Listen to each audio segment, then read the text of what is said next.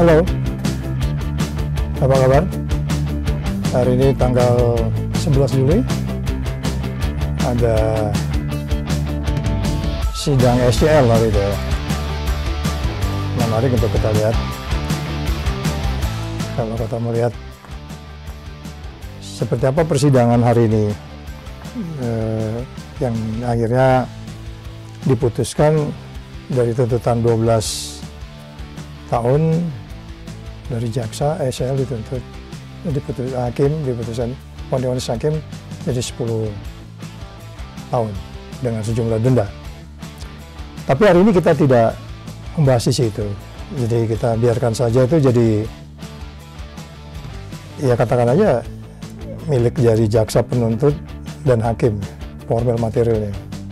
Tanggapan-tanggapan saya di media juga cukup banyak, di antaranya hakim ada mengatakan yang memberatkan itu adalah bahwa SCL tidak mendukung program pemerintah dalam pemberantasan korupsi. Saya bilang sejak kapan juga Indonesia serius memberantas korupsi? Jadi sangat normatif saja. Kita hari ini tidak bahas, karena memang dari awal sudah kita kasih judul bahwa bagaimana anak buah harus melawan pimpinan yang korup. Ini menarik, karena dalam sidang hari ini juga kita lihat ya, ada satu vonis yang dijatuhkan kepada mantan sekjen, yaitu Kasdi Subagiono, divonis 4 tahun. Nah, kalau lihat persidangannya, bagaimana dia peranannya disebutkan, dan bagaimana hakim juga memutuskan dia memang harus dinilai bertanggung jawab, karena menjadi bahan yang menarik ketika lawyer mengatakan dia sebenarnya menjalankan sesuatu karena pemerintah. Sebagaimana juga persidangan hari ini banyak menjelaskan bahwa pasal 12E kecil itu kan ada kata memaksa di situ. Jadi pegawai negeri atau penyelenggara negara dengan maksud menentukan diri sendiri atau orang lain secara melawan hukum atau dengan menyalahgunakan kekuasaannya memaksa seseorang memberikan sesuatu, membayar atau menerima pembayaran dengan potongan atau untuk mengerjakan sesuatu bagi dirinya. Nah, ini menarik kalau kita lihat persidangan tadi. Nah, oleh sebab itu pertanyaannya adalah nama-nama yang disebut selain dari kasus SCL itu tadi yang dikaitkan dengan staf eselon 1 yang dikatakan diminta untuk mengumpul dana sharing, kemudian anak buah jadi mengikut siapapun anak buahnya mulai dari eselon 1 sampai yang di bawah, sehingga gak heran dalam satu pembelaannya lawyernya mengatakan seperti ini. Kita dengar juga dari ini sumber dari Kompas. Secara ideal, opsi mundur bagi terdakwa Kasdi Subagiono dapat saja ditempuh. Akan tetapi, itulah dilema yang dihadapi oleh terdakwa. Karena terpaksa harus melaksanakan perintah Syahrul Yassin Limpo karena takut dimutasi atau dipecat atau dinojokkan.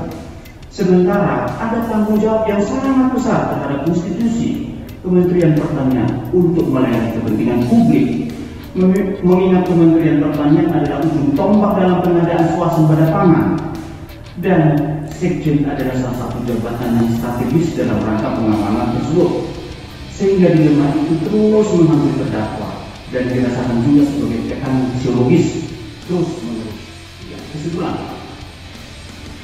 perbuatan terdakwa Kasdi Subagiono yang menjalankan perintah atasan yang didasari adanya keterpaksaan karena takut Syahrul Yassin Limpo akan marah, takut dipindah tugaskan, demosi jabatan atau dinonjolkan, di samping terdakwa tidak juga menerima keuntungan materi apapun dari melaksanakan perintah tersebut, maka terdakwa bukanlah pihak yang harus bertanggung jawab secara pidana dalam perkara ini, tetapi atasan yang menyuruhlah yang harus bertanggung jawab secara pidana.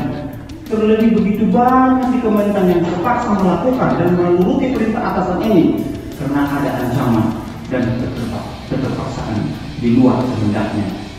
Adanya unsur keterpaksaan tersebut dapat meniadakan unsur kesalahan. Hal ini sesuai dengan doktrin tiada pidana tanpa kesalahan. Oleh karena itu, terdakwa yang semata-mata hanya melaksanakan perintah atasan atau orang yang disuruh karena terpaksaan, terlebih tidak memperoleh manfaat ekonomi baginya, maka kondisi yang tidak bebas tersebut tidaklah patut diminta pertanggungjawaban pidana pada orang yang dalam keadaan terpaksa tersebut. Hal ini dapat menghilangkan sifat melawan hukum dari perbuatan dan sebagai alasan penghapus pidana karena tidak memenuhi unsur adanya kesalahan pada diri terdakwa. Berdasarkan uraian-uraian tersebut di atas, kami selaku penasihat hukum menyatakan tetap pada nota pembelaan penasihat hukum maupun pembelaan pribadi terdakwa sebagaimana dituangkan dalam nota pembelaan atau pledoi tertanggal 5 Juli 2024. Ya, kita dengar ya. Jadi ada keterpaksaan, kemudian ada sesuatu yang sebenarnya di luar dari kendali. Kalau bahasa-bahasa apa nama itu ya, ada pengaruh kuasa gitu dan seterusnya, sehingga dia tidak mampu untuk melawan keinginan pimpinan ya, yang kaitan dengan dana sharing dan banyaknya dana yang dikeluarkan untuk kepentingan SCL. Jadi kita kali ini tidak juga berdebat soal apa yang disampaikan oleh lawyer tadi, bahwa menurut dia tidak bisa dibebankan bertanggung jawab karena dia terpaksa, karena akan dipromosi. Tadi hakim juga bilang ada beberapa yang sudah digeser. Bayangin aja orang membina karir sekian tahun di suatu kementerian, masuk di eselon 1 nggak gampang juga. Ada tim TPA, tim penilaian akhir di Seknek. Orang ini wajar nggak tuh eselon 1 dan seterusnya. Nah, sekarang kita bahasnya berdiskusi sebenarnya seperti tema kita sebelumnya. Bagaimana kita bisa melawan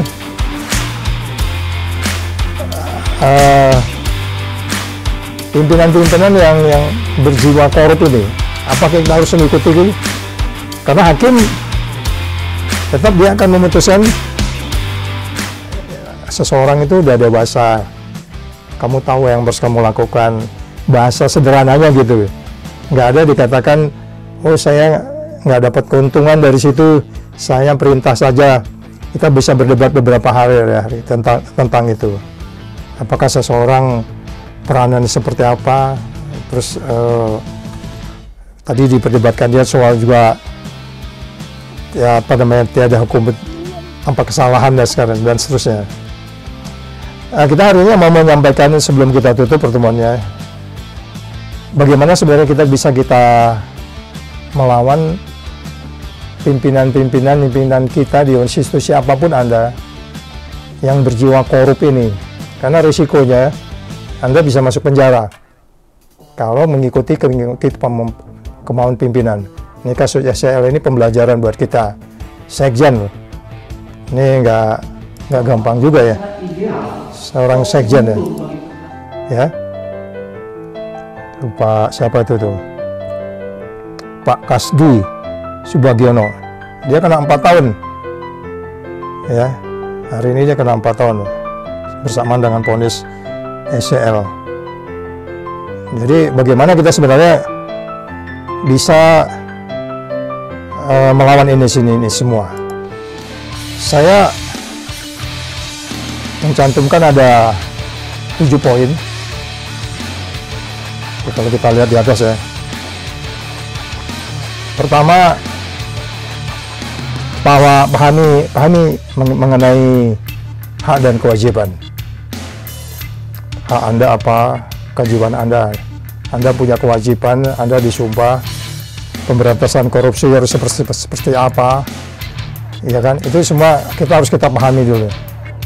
Ketika kemudian kalau kita sudah memahami apa yang kita sebut sebagai kewajiban, itu menjadi lebih sederhana. Ya, pertama pahami dulu bahwa ini berisiko, saya harus ngelawan nggak, sambil kita melihat poin-poin berikutnya bergerak ke atas ya, sampai poin 1 sampai 7 itu. Tapi maksud saya adalah kalau kita lihat poin-poin yang di atas saya cantumkan di atas, bahwa sebenarnya kalau kita masuk ke poin kedua, ini kemarin kan ada bukti-bukti kan, penerimaan itu dicatetin satu-satu, skincare, mobil. Nah, berikutnya Anda harus konsultasi dengan ahli hukum. Perbuatan Anda itu berisiko. Baru yang keempat itu, setiap instansi sekarang ke KPK ada whistleblower. Anda minta bantuan KPK. Baru kemudian Anda harus berani menolak dengan alasan hukum, minta dukungan internal. Teman-teman di internal itu harus solid. Jangan biarkan temannya menderita sendirian, kejeblos sendirian, ya kan? Jadi teman-teman di sanksi itu kalau ketemu pimpinan yang abuse kayak begitu, harus solid semuanya, harus ngelawan satu kantor. Jangan dibiarin temannya tenggelam, ya kan? Jadi saya sudah konsultasi dengan para ahli, pelaporan whistleblowing, lapor ke KPK. Sekarang sudah ada sistem kalau belum masuk di kantor Anda, datangin KPK, bangun sistem blowing system supaya kamu bisa laporan langsung.